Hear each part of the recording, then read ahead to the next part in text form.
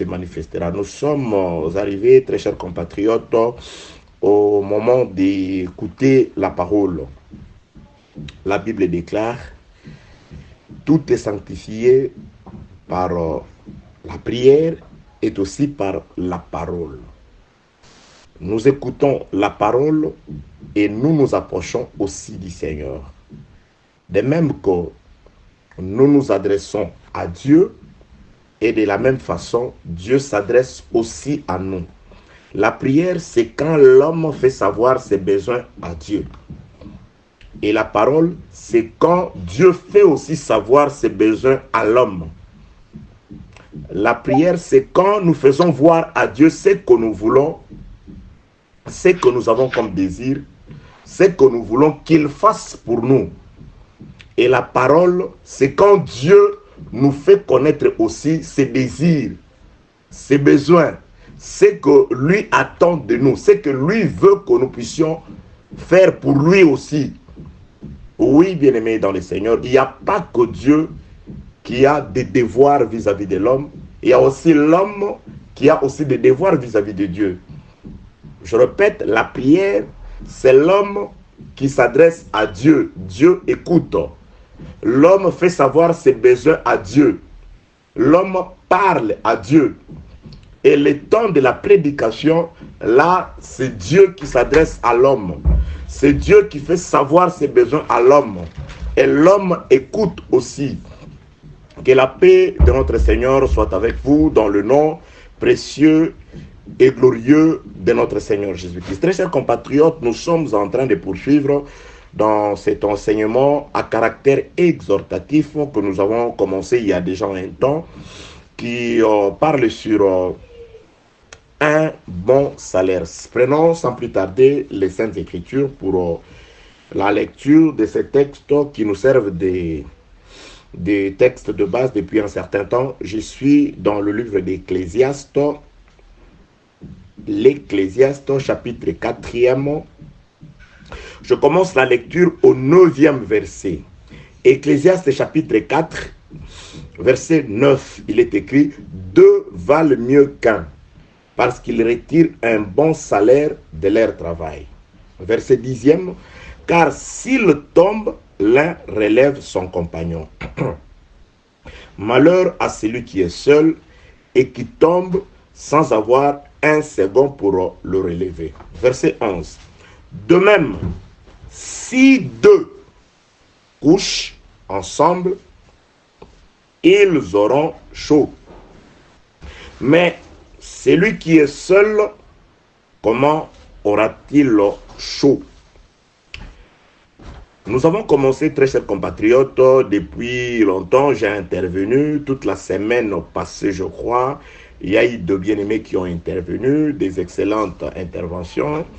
Dieu nous a aussi parlé par ce bien-aimé et nous allons poursuivre, je crois, par la grâce du Seigneur, car il y a beaucoup de choses à dire. Donc, les bien-aimés vont encore intervenir, je vais encore intervenir, selon toute la grâce du Seigneur. Dans tout ceci, bien-aimés dans le Seigneur, comme je venais tantôt de le dire, nous voulons juste que Dieu nous fasse connaître sa volonté, car le salut de l'homme sied dans l'application de la volonté du Seigneur, de la volonté de son Dieu. Dieu qui voulait sauver son peuple, il lui a montré les chemins qui conduisaient au salut. Et dans l'ombre, ces chemins, c'était la loi qu'il avait dit, qu'il avait plutôt donnée au peuple. Selon qu'il avait dit, la bénédiction était dans l'obéissance de la voix de l'Éternel. Et béni celui qui entend la voix de l'Éternel et s'applique à marcher selon elle. Donc, il est impérieux, avant d'appliquer la parole, de pouvoir d'abord l'écouter. Donc, si vous n'écoutez pas la volonté de Dieu, vous ne pouvez pas l'appliquer. Donc, n'applique la parole de Dieu que celui qui a trouvé grâce. Le frère Paul, quand il écrit à Tite, il dit « La grâce de Dieu, source du salut pour tous les hommes, a été manifestée, virgule, elle nous enseigne à renoncer aux impiétés. » La grâce, c'est la faveur de recevoir l'enseignement, très chers compatriotes. Nous sommes graciés, nous avons trouvé grâce devant le Seigneur parce que Dieu a disposé l'enseignement en notre faveur. Du temps de Noé, les Écritures rapportent que Noé avait trouvé grâce. Ce n'est pas parce qu'il savait il était Noé. Il n'était pas sauvé parce qu'il s'appelait Noé, mais il était sauvé parce que la manifestation de la grâce de Dieu dans la vie et la famille de Noé a consisté à ce que Dieu s'est révélé premièrement à Noé. Dieu a parlé à Noé des choses à venir. Il dit, je détruirai le monde. Noé a été enseigné sur le temps futur et Noé a aussi été enseigné sur le temps présent. Dieu dit, voilà ce que toi tu dois faire pour ne pas périr avec tout le monde, pour sauver ta vie, ta vie, celle de ta femme, celle de tes enfants et de leurs épouses. Voilà comment tu dois faire, bien-aimé dans le Seigneur. Donc, nous ne pouvons être sauvés que si nous allons trouver grâce. Et la grâce de Dieu doit consister dans l'enseignement. Noé a été sauvé parce qu'il a été enseigné. Le peuple du temps de Noé n'ont pas trouvé grâce parce que ce que Dieu a dit à Noé, il ne leur a pas dit. Ils n'ont pas écouté cette voix-là du Seigneur. Je peux dire, vous pouvez dire non, pasteur, ça veut tout simplement dire que tous ceux qui écouteront l'enseignement seront sauvés. Non, parce que tout le monde n'écoute pas. Il y a des gens qui entendent, mais tout le monde n'écoute pas. Que la paix de notre Seigneur soit avec vous, dans le nom puissant de notre Seigneur Jésus-Christ. Voilà, très chers compatriotes, nous sommes bien heureux, nous sommes des personnes honorables, l'honneur et que la voix du Seigneur, la volonté de Dieu cachée et exprimée dans les Écritures nous a été fait parvenir à travers les Écritures et l'explication qui en découle. Ecclésiaste chapitre 4, un bon salaire. Et les Écritures disent que le bon salaire intervient ou on le retire si on est à deux. Et celui qui est seul, malheur à lui. Nous avons dit beaucoup de choses sur lesquelles il me serait complètement impossible de pouvoir répéter. Prenons sans plus tarder un passage des Écritures de c'est Exode. Je viens de lire ce passage d'Écriture. Exode chapitre 22. J'avais prévu autre chose et quelques minutes avant l'heure de la prière, ces passages des Écritures m'est venu. Alors voilà. Exode chapitre 22, je commence la lecture, très chers compatriotes et concitoyens célestes, au 26e verset. Exode 22, retenez, j'ai toujours insisté sur la lettre. C'est très important. Si vous n'avez pas la lettre, bien aimé dans le Seigneur, toute autre explication sera tortue. C'est pourquoi le roi de Babylone a exigé aux sages et intelligents de son temps de pouvoir d'abord lui rappeler les songes pour qu'il soit certain que l'explication sera aussi nette. Donc, si vous n'avez pas les songes, si vous n'avez pas la lettre, l'explication sera certainement tortue. Exode chapitre 22, le verset 26e. Si tu prends en gage le vêtement de ton prochain, tu les lui rendras avant le coucher du soleil. En bon, waouh! Car c'est sa seule couverture. Oh, le vêtement, c'est aussi une couverture. Ça, c'est la connotation de Dieu. C'est pourquoi nous avons toujours dit, il faut faire très attention avec le grammaire de Dieu. Ici, on parle d'un vêtement, mais Dieu parle d'un vêtement non seulement pour se vêtir et être bien vu des hommes, mais Dieu privilégie ici le retour du vêtement parce que Dieu considère les vêtements comme la couverture. C'est là que nous allons beaucoup plus tabler. Aujourd'hui, nous nous vêtissons parce que nous voulons être bon chic, bon genre, nous voulons être propres, nous aimons nous habiller, et les habits dépendent des régions, pour ceux qui sont du côté des Arabes, et ils sont habillés, je ne sais pas, en boubou, je ne sais pas, en robe blanche là-bas, et les Occidentaux en cravate, les femmes africaines en pagne. Ça, c'est notre manière d'être. Le vêtement détermine aussi soit la région ou le modèle de l'homme. Ce n'est pas ça notre problème. Que la paix de notre Seigneur soit avec vous. Mais je voudrais ici dire que Dieu, quand il parle de vêtements, il le voit beaucoup plus comme couverture. Je reprends la lecture des Écritures. Très important, on doit d'abord maîtriser les sens de la lettre pour que l'interprétation ne soit basée que sur ce qui est écrit ou sur ce qui est vrai. Je m'excuse. Si tu prends Exode 22, 26. Si tu prends en gage les vêtements de ton prochain, tu le lui rendras avant le coucher du soleil. Car c'est sa seule couverture. C'est le vêtement dont il s'enveloppe le corps. Dans quoi couchera-t-il? S'il crie à moi, je l'entendrai, car je suis miséricordieux.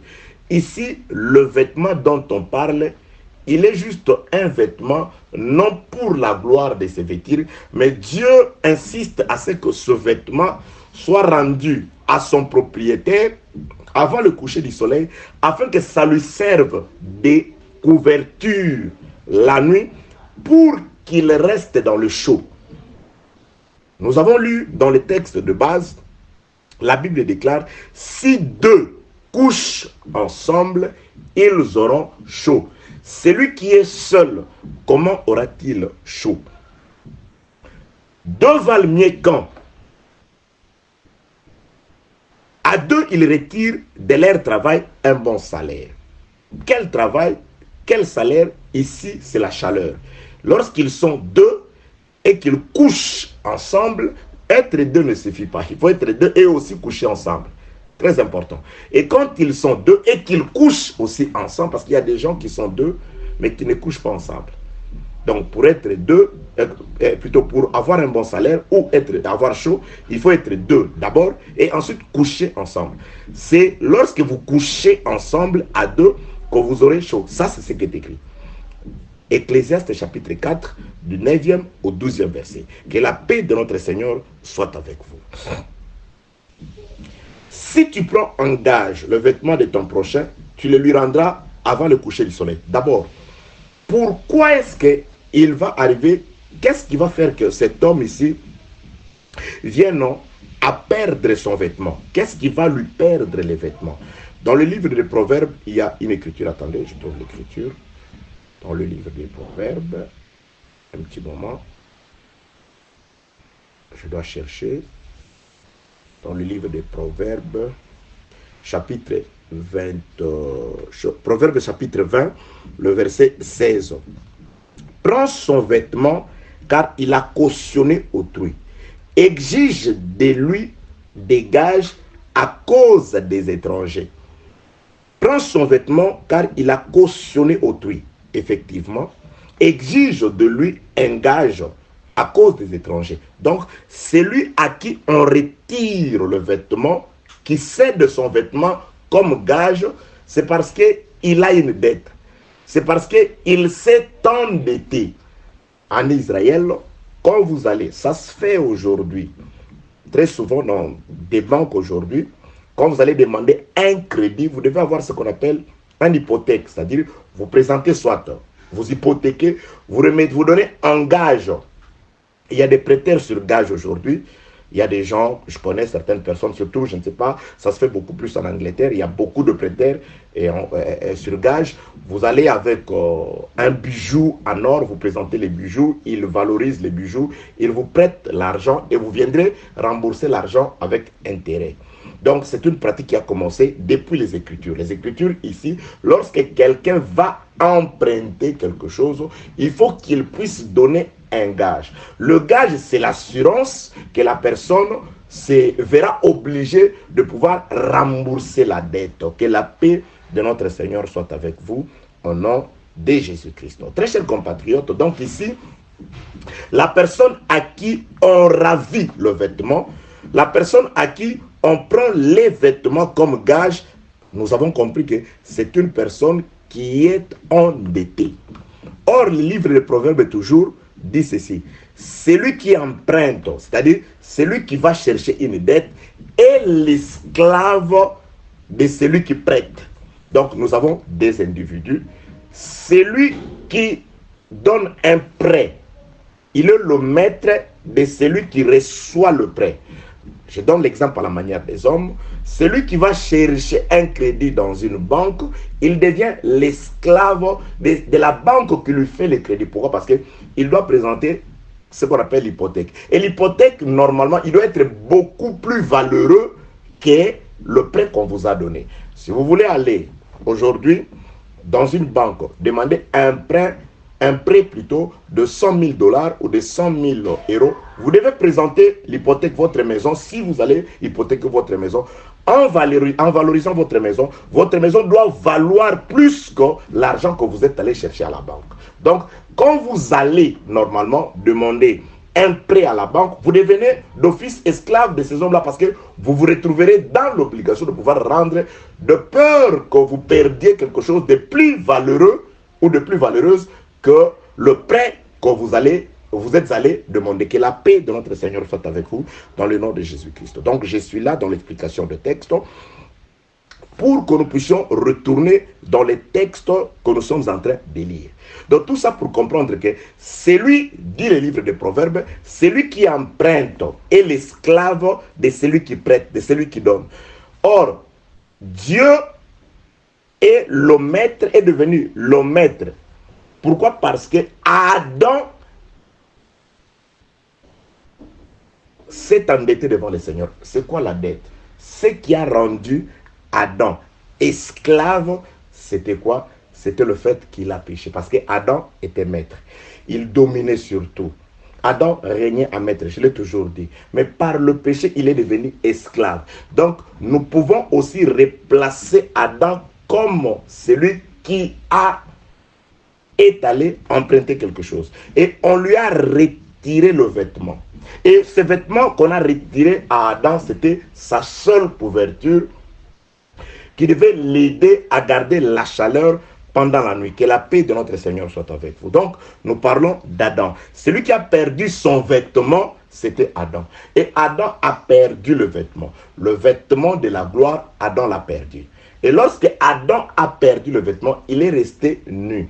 Aux yeux de Dieu, naturellement, comme ça la Bible déclare, Dieu les a revêtis d'habits de peau. Naturellement comme ça. Mais spirituellement, aux yeux de Dieu, Adam a perdu son vêtement. Donc, depuis que Adam avait péché, sa seule couverture, ce qui faisait la gloire d'Adam, Adam l'avait perdu. Raison pour laquelle, dans le livre d'Apocalypse, chapitre 3e, laissez-moi trouver ce passage d'écriture, nous allons voir qu'il y a une promesse du retour de vêtements aux vainqueurs. Apocalypse, chapitre 3e, le retour du vêtement aux vainqueurs. Apocalypse, chapitre 3, et je commence la lecture au 3e verset. Rappelle-toi donc comment tu as reçu et entendu. Et garde et répands-toi. Si tu ne veilles pas, je viendrai comme un voleur et tu ne sauras pas à quelle heure je viendrai sur toi. Cependant, tu as à Sardes quelques hommes qui n'ont pas souillé leurs vêtements. Ils marcheront avec moi en vêtements blancs parce qu'ils en sont dignes. Verset 5. Celui qui vaincra sera revêtu ainsi des vêtements blancs et je n'effacerai point son nom du livre de vie et je confesserai son nom devant mon Père et devant mes anges. Celui qui vaincra sera revêtu. Donc, c'est-à-dire, il y a quelqu'un qui avait un vêtement, parce qu'on dit il sera revêtu. Il avait un vêtement. Il a combattu, il a d'abord perdu. Et quand il a perdu aussi son vêtement. Et quand il a perdu son vêtement, il est resté nu. Alors, cette personne-là doit encore combattre. Et s'il va vaincre pour la deuxième fois, c'est alors que on peut lui donner le revêtir d'un vêtement, mais un vêtement blanc. Je parle toujours d'Adam. Là-bas, au jardin d'Éden, Adam a combattu contre les serpents. Oui, le combat, c'était un combat spirituel par la parole. Les serpents, par ruse, est passé au travers de la femme. Adam a perdu.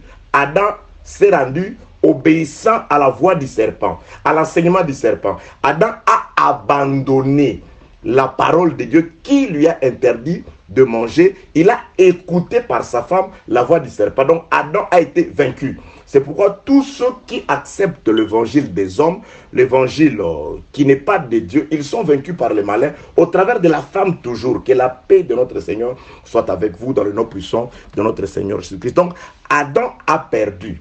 Le premier bataille là-bas, au jardin d'Éden, Adam l'a perdu. Et quand Adam l'a perdu, il a aussi perdu son vêtement. Donc Adam est resté nu. Spirituellement, aux yeux de Dieu, Adam et rester nus. Il y a encore un passage d'écriture où il est écrit, c'est dans 2 Corinthiens, je crois, chapitre 5, cherchons cela. Oui, je commence au 5e verset. Écoutez, nous savons en effet que si cette tente où nous habitons sur la terre est détruite, nous avons dans le ciel un édifice qui est l'ouvrage de Dieu, une demeure éternelle qui n'a pas été faite de main d'homme. Nous aussi gémissons dans cette tente, désirant revêtir notre domicile céleste. Si du moins nous sommes trouvés vêtus et non pas nus.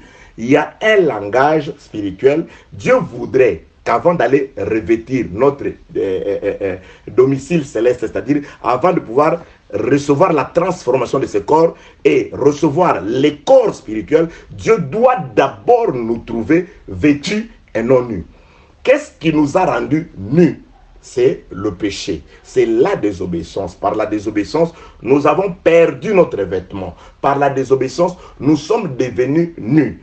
J'avais dit ceci, Adam a combattu, il a perdu le vêtement. Ayant perdu le combat avec les serpents, la première manche avec les serpents au jardin d'Éden, Adam est devenu nu. Dieu n'aimant pas la nudité, il a chassé Adam. Parce que le jardin d'Éden, ce n'est pas un jardin des hommes nus. C'est un jardin où se trouvent les hommes qui sont vêtus de vêtements, mais des vêtements blancs.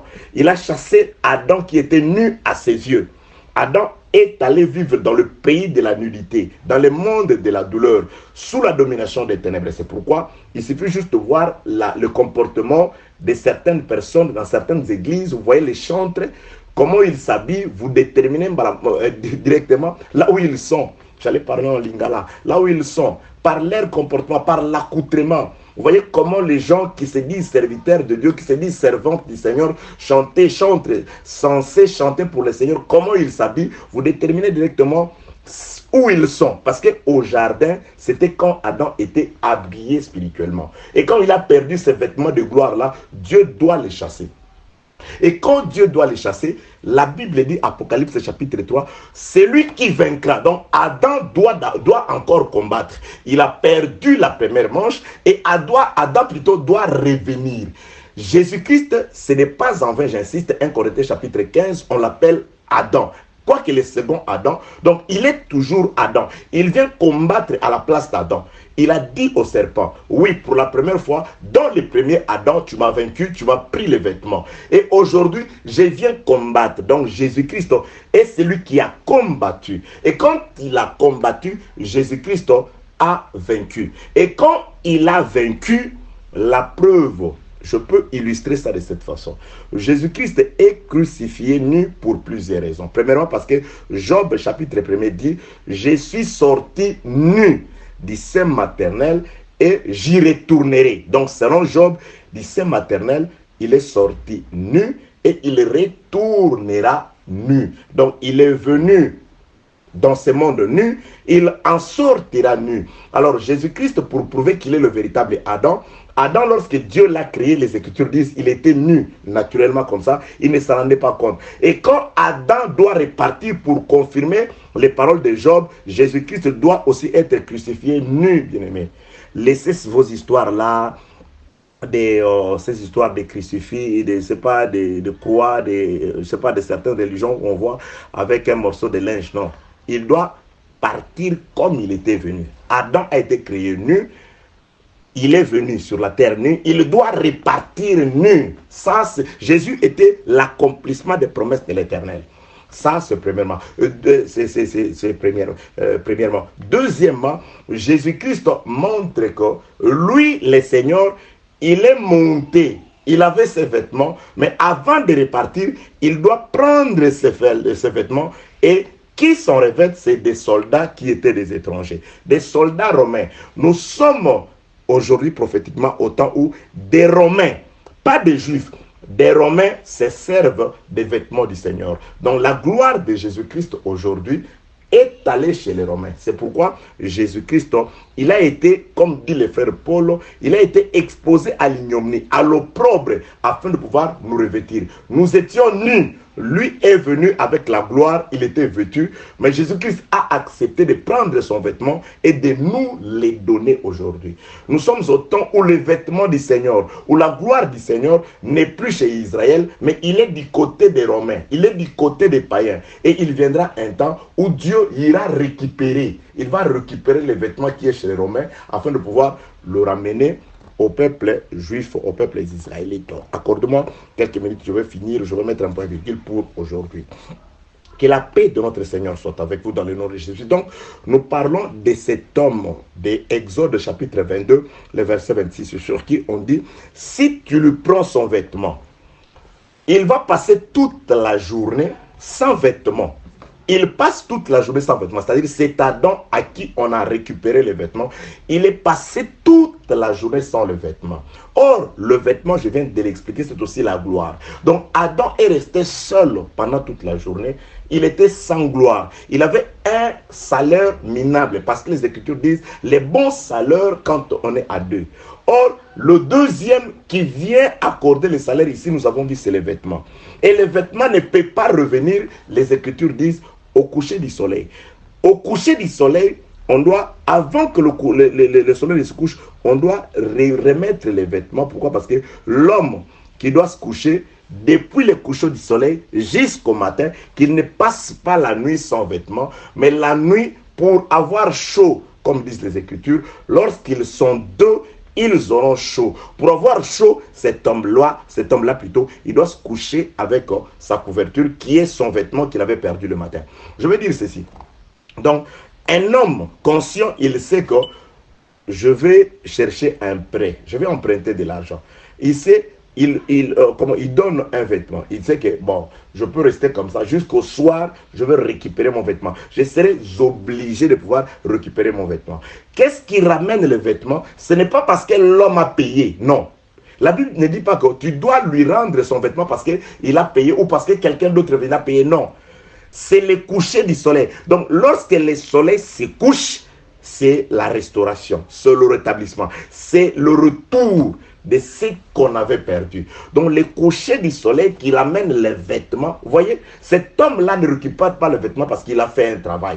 Donc, l'homme, son vêtement, son espoir est basé sur le soleil. Il regarde le soleil. Ah, je suis encore nu pour combien de temps? Non, il reste combien de temps avant que le soleil ne se couche? Oh, il reste 2 heures. Je resterai encore pendant 2 heures comme ça sans vêtements. C'est-à-dire, son espoir est attaché au soleil. Lorsque le soleil se couche, lorsque le soleil ferme ses yeux à Golgotha, lorsque le soleil dort, l'espérance de l'homme s'accomplit. Il dit, ok, l'espérance de l'homme s'accomplit. C'est comme tout enfant d'Israël qui pouvait perdre une maison.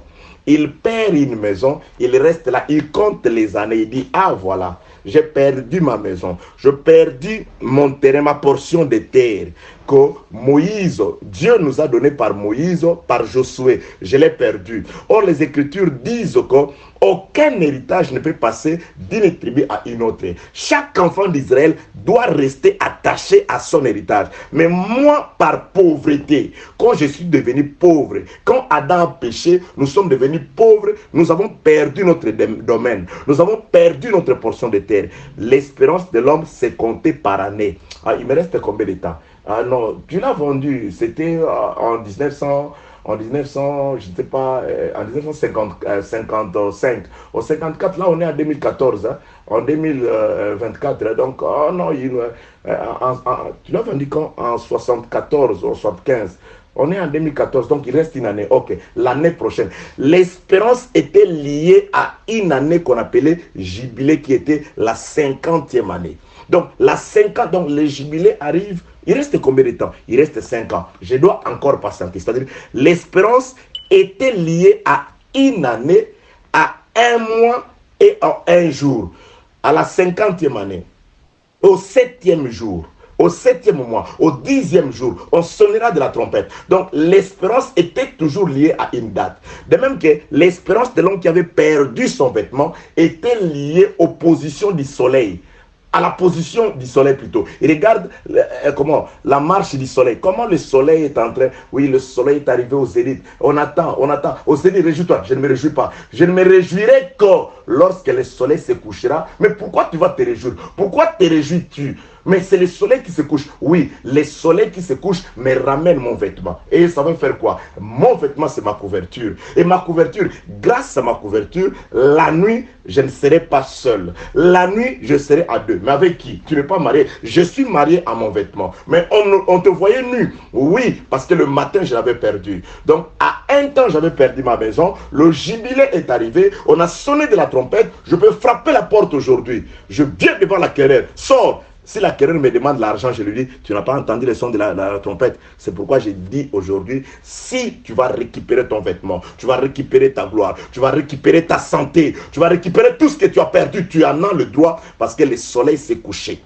À la croix de Golgotha, le soleil s'est couché. C'est pourquoi le frère Paul parle de son évangile, de l'évangile, comme l'évangile de Jésus-Christ et Christ est crucifié, bien-aimé. L'évangile de la croix, l'évangile qui présente le coucher du soleil pour dire que l'acquéreur de notre vêtement qui nous laissait dans le froid pendant toute la journée n'a plus le droit de pouvoir retenir ce qui est à nous. Il n'a plus le droit de pouvoir retenir ce qui est à nous. Rien de tout ce qui nous appartient ne peut plus encore être retenu par qui que ce soit. Au nom de Jésus, je te le dis, ni ta santé, ni ta prospérité, ni ton autorité, ni ton bien-être, rien ne peut plus être encore retenu par qui que ce soit, acquéreur qu'il soit, quels que soient les papiers qu'il va présenter. Notre problème, c'est que nous n'avions rien à payer. Nous avons regardé la position du soleil. Le soleil s'est couché, nous allons passer la nuit à deux et nous aurons un bon salaire. Les salaires de la vie éternelle d'abord et les salaires de l'assistance de Dieu. Les salaires de la guérison. Au nom de Jésus, que Dieu te guérisse, que Dieu te restaure, que Dieu t'aide, que Dieu soit ton secours. Au nom de Jésus de Nazareth. Bien-aimé, si deux couchent ensemble, ils auront chaud. Voilà le bon salaire. De deux, ils doivent coucher ensemble. Ils doivent rester ensemble. Les Écritures disent que celui qui aura chaud, c'est celui qui va se coucher avec son vêtement, qui est sa couverture. C'est un vêtement pendant la journée, mais la nuit, le vêtement devient une couverture. Une couverture qui nous rassure la paix. Une ouverture qui nous rassure l'assurance. Que la paix du Seigneur soit avec vous. Que Dieu vous bénisse. Que Dieu vous élève. Que Dieu vous guérisse. Que Dieu vous assiste, non à cause de vos œuvres, mais parce que le temps de rétablissement de toutes choses est arrivé. Le temps de restitution de toutes choses par l'acquéreur est arrivé parce que nous sommes les fils d'Israël. Les terres qui nous ont été données à l'éternité doivent nous revenir. La gloire qui nous a été donnée à l'éternité doit nous revenir. De même que Rebecca intervient afin de pouvoir restituer à Jacob la gloire et la place de la domination qui était la sienne lorsque les enfants étaient encore dans son ventre. Rebecca sort afin de remettre chaque chose à sa place, afin de remettre chacun à sa place. Notre place, c'est la place du devant, ce n'est pas la place du derrière. Jésus-Christ est mort à la croix afin de nous élever, afin de nous restaurer, afin de nous donner la bonne vie. Au nom de Jésus, soyez en paix. Au nom de Jésus, soyez élevés. Au nom de Jésus, soyez guéris. Au nom de Jésus, vivez le secours de Dieu. Que la paix, la grâce et la miséricorde de Dieu soient avec vous dans le nom puissant et glorieux de notre Seigneur Jésus-Christ. Amen.